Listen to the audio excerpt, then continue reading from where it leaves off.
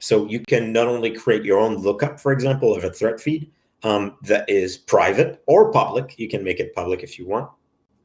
And if you're interested also in providing some feeds, but perhaps you have a threat intel shop that is producing very high quality feeds or very specialized feeds, you can get in touch with us, and we're also able to put your feed in a public paying fashion through the LimaCharlie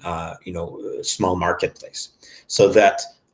if somebody wants to subscribe to it, they can do it, and it works exactly the same way, except that they'll be billed per endpoint per month usually, and it's as straightforward as that.